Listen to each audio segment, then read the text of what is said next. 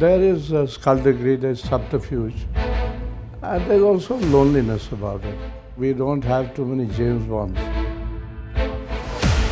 I was a great admirer of Musharraf. Delhi is quite happy running Kashmir from Delhi, so I don't think I visualize any election. You know, there is no full and final settlement or solution to Kashmir. It would be a question of Modi ji actually bailing out Pakistan, and he could do it. I am a firm believer in engagement and in talking and never stop talking. Hello, we have a very interesting guest today at Deccan Herald. Amarjit Singh Dulat is a former chief of the Indian Spy Agency Research and Analysis Wing. Spy chiefs rarely write memoirs, but here is Mr. Dulat's memoir, A Life in the Shadows, and that's what we are going to talk about today. You know, often we speak to people in your profession, and they come up with saying, "Look, I have done things for king and country that most people wouldn't even dream of." Sort of trying to say, there are things that are morally repugnant that one does in the profession. Yours has been an image on a sort of contrary image to that. You're known as the engagement and dialogue person, especially with regard to Kashmir and resolving the Kashmir issue. So others, are we just saying only the velvet of the career? Is there an iron fist also behind the? No, there's no doubt that we are sinners more than saints. Mm-hmm. And as I said somewhere, I said, you won't find a Mother Teresa in an intelligence agency. Right. So it's that kind of life. And James Jesus Angleton refers to it as a wilderness of mirrors. So there is skullduggery, there's subterfuge, and there's also loneliness about it, and particularly in times of crisis, you find you're all alone. And people who say that they've done this and they've done that and all is because they can't tell you what they've done. And I think there's an element of bragging in it, because really speaking, we don't have too many James Bonds. Right. And the nearest to the genre is John Le Carre. Right. So you might find some smileys, but you won't find James Bonds. Right. And in our business. This book actually is it's a memoir. Some people mistake it for an autobiography. Mm-hmm. It's not an autobiography. It is written very much from the heart, very honestly. And it's just vignettes from my life, what struck me and what this thing. And at the end, I've said in the epilogue that I feel it started too late and ends quite abruptly, the book. Okay. So that's how it is. Right. You are known as Mr. Kashmir, and there is a reason for that, right? And it so happens that your book has just come out, and suddenly Mr. General Pervez Musharraf has passed away at this moment, and those were the Musharraf years were also where you were very much involved with Kashmir policy, being in the watch by PM war at that point of time. Do you want to say something about what this man stood for, what is the legacy he leaves behind, and where are we on the India-Pakistan dialogue and Kashmir? Yeah, I was a great admirer of Musharraf. In fact, it was one of my unfulfilled desires that I wanted to meet him, but I never did. I never could. I feel that in relation to Kashmir, having watched Kashmir for more than 35 years, that there has been no Pakistani leader who has been more reasonable on Kashmir than Musharraf was. Circumstances got him boxed in or whatever it is. But from our point of view, the most positive thing was that he repeatedly said, whatever is acceptable to Kashmir and Kashmiris would be acceptable to Pakistan. And there's not been anybody else in Pakistan who says that. Of course, Musharraf got into trouble when 9/11 happened. Mm-hmm. He got boxed in and he was rapped on his knuckles by George Bush, who read him the Riot Act and said, either you're with us or you're against us. So he didn't have too many options. There was the famous phrase from Richard Armitage, bench pressing Pakistan. So he had to willy-nilly join the so-called war on terror. And 9/11 actually is a watershed moment, and 9/11 definitely helped us because it put pressure on Musharraf, and as a part of that pressure he was also told that now you behave with India. And in those years following 9/11, militancy went down. The other positive take for us was that the Kashmiri lost faith in Musharraf and in Pakistan. That if this fellow or if Pakistan cannot protect itself, how can we expect Pakistan to protect us? That was one side of it. The other side was the more positive side. When he came out with his 4-point formula, which is still talked about in Kashmir. If you talk to what is left, the remnants of the separatists, they will tell you if there is any solution, it is the 4-point formula. Now nobody really knows exactly what that formula was, but broadly speaking, as I understand it, it meant a settlement on the line of control, plus cosmetics, easing the coming and going and whatever it was. And so I would call it a 1.5-point formula. And whether that is acceptable to either side now, I don't know. But it was a reasonable formula. And what it did for the Kashmiri, looking at it from the Kashmiri point of view, they sort of saw it that here is a Pakistani leader who's talking peace, who has come up with a formula, and a formula reasonable enough for India to discuss with him. So that was a very positive thing, and that's what happened.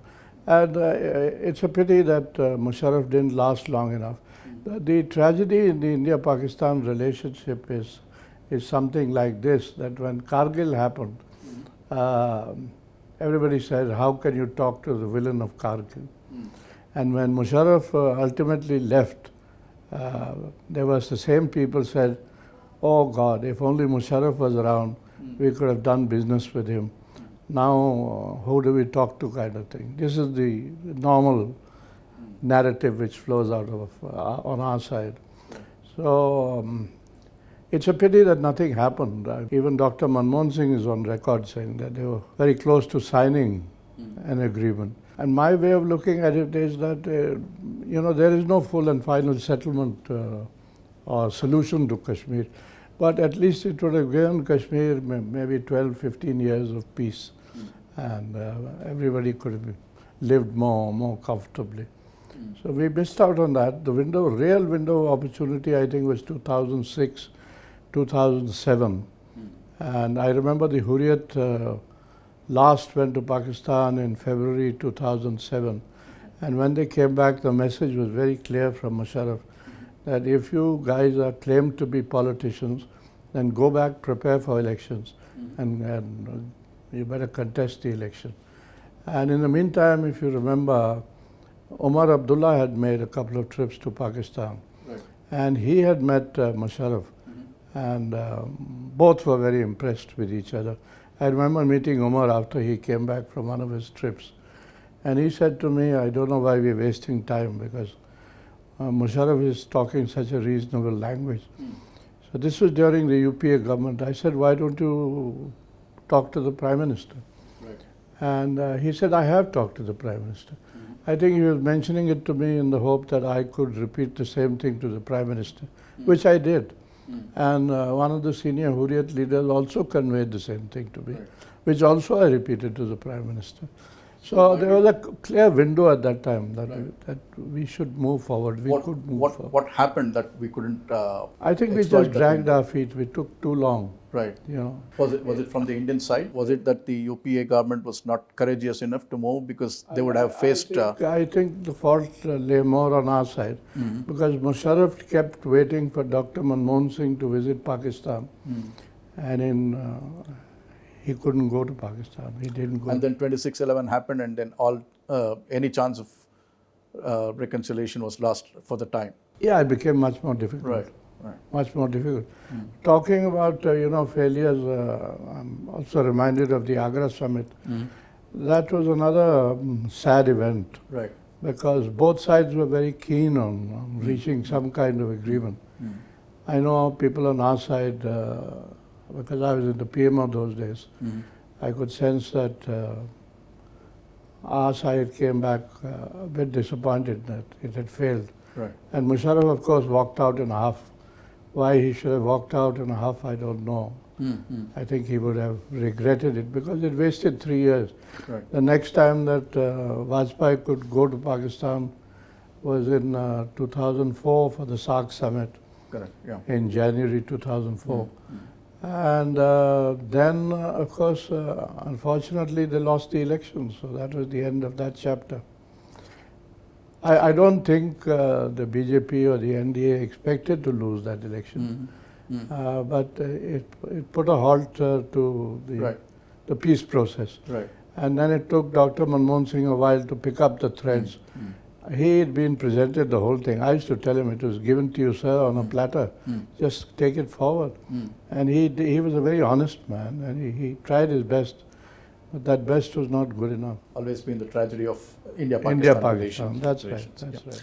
The recent revelations by General Bajwa saying, Mr. Modi was prepared to go to Pakistan. There was to be a 9-day, stay in a temple in Pakistan, and there was to be a peace outcome from that would last for 20 years, sort of freezing the Kashmir issue for a certain period of time. Are these all sort of believable? Do you think there was movement on this? And is it still possible? I wouldn't know. I certainly don't know. But coming from General Bajwa, the Chief of Army Staff, there has to be some truth in it. I mean, correct. We do know that there were back channel talks that were happening. I mean, there may be exaggeration in what he's saying. Certain things are presumed. Yes. Just because Modi ji had agreed to go to Pakistan, that he would spend 8 days or 10 days and he'll stay in a temple and blah blah and all that. And I think this year, this is my hunch, my gut feeling, that something should happen, because the Pakistanis are very keen, and they are in a big mess. So it would be a question of Modi ji actually bailing out Pakistan, and he could do it. Would that happen given the voices coming out of Pakistan? Even Shehbaz Sharif himself, he did say that Pakistan wanted talks and Pakistan wanted peace. But then there is a statement saying, Pakistan is a nuclear armed power, we'll crush India, we know how to do that. Don't cast any evil eye on that. So it always seems to be, one step forward and 2 steps backward, either on the Pakistani side or on the Indian side. So is there really hope for... This is not so much on our side, because on our side, even if we were to take up this issue of a 9-day visit, nobody on our side has ever mentioned it. Correct. Nor would we mention it easily unless actually it was going to happen. So I don't know why Shahbaz Saab is saying these things, having said that he wants peace with India. Right. Because sometimes, politicians come under pressure. And that's why I feel that Modi is the right man. He's under no pressure. For him to move forward, he's quite comfortable. Yeah, but he can move forward. It will have to be seen as how Pakistan's current economic mess develops. They are in a mess in every way. Right. It's not just economic. Yeah. So the TTP attacks and a whole lot of other crises, the energy crisis, the economic crisis. Pakistan does need help at this point of time. Yeah. But is there really somebody on that side who can really bell the cat, as it were, and take the initiative with India forward? Should we wait for Nawaz Sharif to come back and? Well, I was just going to say that Nawaz is the key to the whole thing. Right. And he's had a long holiday in London, and it could not just be a holiday. I mean, it must be something more than that. So if he's coming back, then he must be coming back with a purpose, other than just coming back to his country. And I think that should also help the process move forward. Because let's face it, Nawaz Sharif has been one of our favorites whenever it comes to dealing with Pakistan. Well, this will be his fourth attempt at making peace with Yeah, India. he's been in the forefront of it all, and our leaders also have been more comfortable with Nawaz. I think Imran would be equally good, but let's see. Nawaz is a more predictable That's right. one. Yeah, right. We are more comfortable, let's Right, say, with him. right. Well, that is on the India-Pakistan side. There is also the Kashmir bit itself. Things have changed. As you said, the nature of militancy and the quantum of militancy itself sort of changed after 9/11, and there were changes. 9/11 was a long time ago. Right. 26/11 also happened. Correct. Yeah. When we were very close, as they say, to going to war. Yeah. And the message clearly then was that, we might not have done it this time, but don't test us again. Right. Inevitably, it would lead to war. So after that, there has been the scrapping of Article 370 and 35A. Do you sense that the nature of militancy in Kashmir among the locals has changed, and that could sort of be a stumbling block at this point of time? Or do you see the Kashmiris also being willing to sort of somehow settle this issue? Kashmiris are always willing to settle the issue. The Kashmiris are always... So what do they want now? There's very little that the Kashmiri wants or hopes for now. There's a sense of hopelessness there. It's very sad. And they know that 370 is gone. And when something like that is gone, it's not going to come back.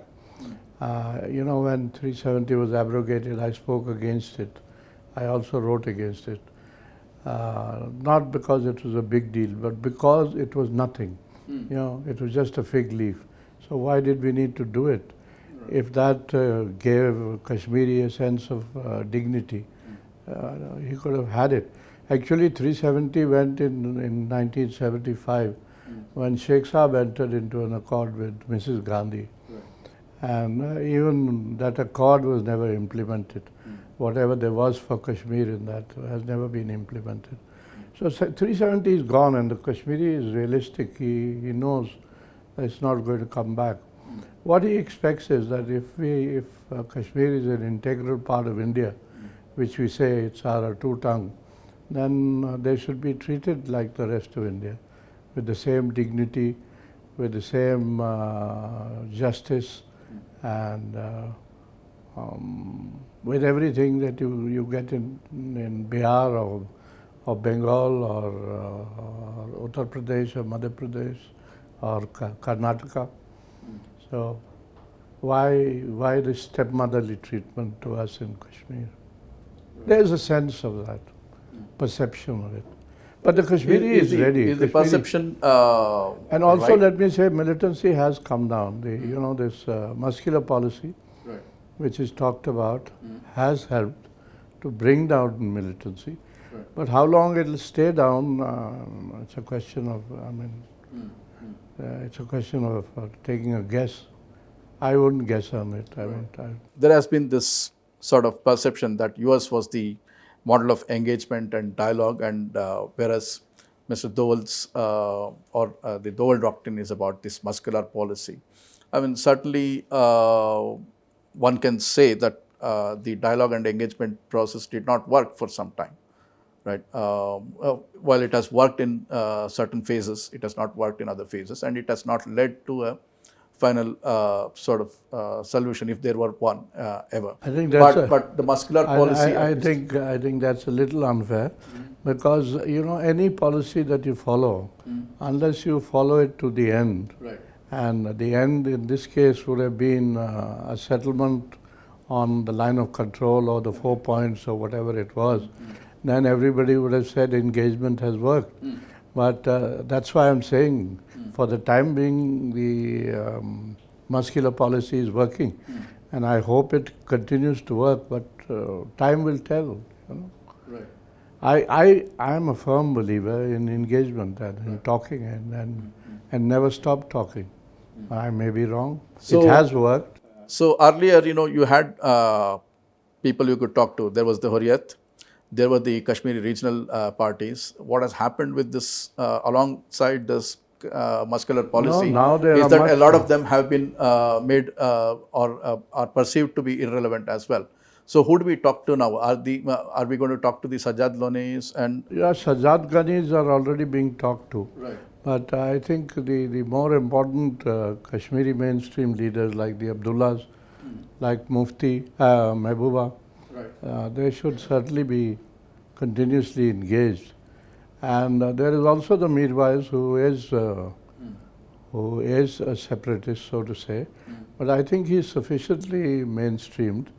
And given an opportunity, he would like to join the mainstream. Are you sort of expecting an election soon? Are you seeing any movement towards that? The Kashmiris seem to believe that. When I say the Kashmiri leadership seems to believe that, but I don't believe it. I don't see an election in 23, no. Delhi is quite happy running Kashmir from Delhi, so I don't think Right. I visualize any election. Again, last night I heard that there will be an election in April, May, and I hope that person was right, but I don't see it happening. Okay. Taking the focus away a little from the Kashmir centric thing. You said the counter intelligence has weakened and counter-terrorism has taken over. You see, there are in our business there are times when emphasis shifts, when priorities change, and there's no doubt that counter-terrorism is very, very important. It's the key to everything. But it should not be, my point that I've made in the book is, it should not be at the expense of counterintelligence. We should never forget counterintelligence. Right. We should know what the Americans are doing in India, what the Israelis are doing, what the Chinese are doing, what the Pakistanis are doing. Giving importance to counterterrorism might have made sense at the height of terrorism and militancy in Kashmir. Now that we are shifting into a world of great power competition once again. That's right.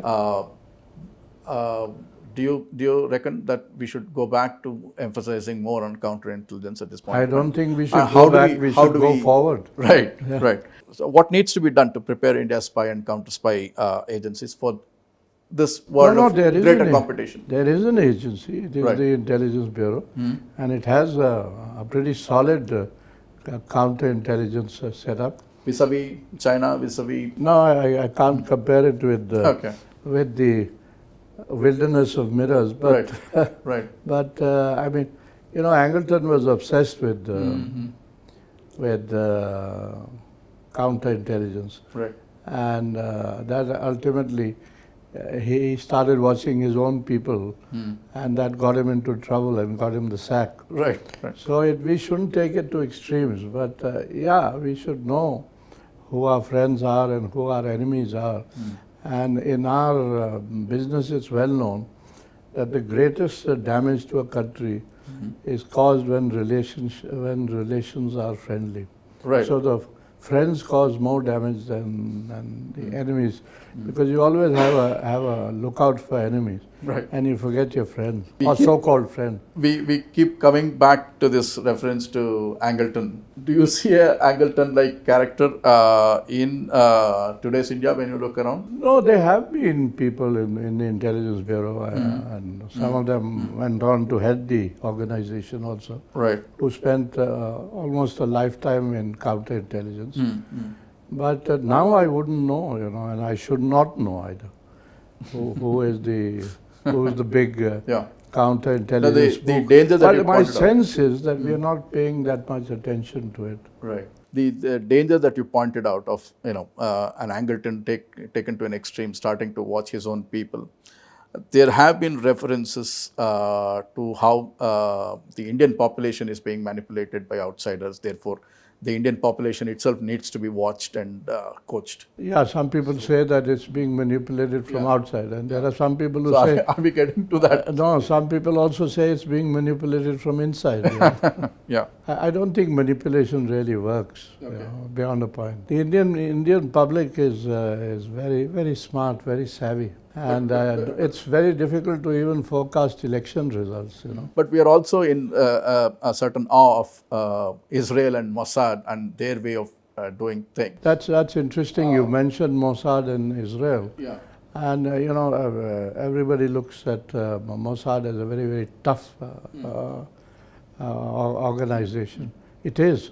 But my contemporary in Mossad, a gentleman called Ephraim Halevi, he was of the same view as I am, that engagement. And he used to say that there is no way that we can crush Hamas without engaging, without talking. Talking is the only solution. And he was not the only Mossad chief who said that. The other thing is that, we also argue. You remember when the hijacking of 814 happened? Right. IC-814, when the plane was taken to Kandahar, Yes. that we should not negotiate with terrorists. Everybody negotiates with terrorists. The Israelis negotiate, the Americans do negotiate, the Russians do, everybody does. The Chinese do. It's a sort of cost-benefit analysis rather than taking Absolutely, an ideological absolutely. stand. When there are 162 lives at stake, are we willing to let so many people die and take a chance on going after the terrorists or attacking them there? You do write about, and you do admit that there was a failure when there was a chance when IC-814 was still in Amritsar. No, everyone has talked about it. So- And I've talked about it repeatedly because Yeah. I was in that room there, Right, the crisis management group. right, And I said then and I say it now that the fault lay in Delhi because Mr. KPS Gill blamed the Punjab police right. for being weak and not taking on the terrorists in Amritsar. But the DG in Punjab and the Punjab police was waiting for instructions from Delhi, Delhi right. because their own chief minister, Prakash Singh Badal, said he didn't want bloodshed in Amritsar. And obviously, if you attacked a plane and sent in commandos, there would have been some bloodshed. That's That's a cost. It's okay. Some means one or two people might have died. In any case, they had cut off one person's throat yeah, and thrown his body out. that's right. So the thing is that nobody took that call, nobody took a decision. And while people were thinking of the pros and cons and the bloodshed or no bloodshed, the plane flew away and that was our last chance. So on that note, that story is in the book, and we'll let the readers. I think most of the stories are in the book. Right, I'm a storyteller more than a spook. Right. Thank you, Mr. Dulat, for talking to us today, Thank you. and thank you for watching.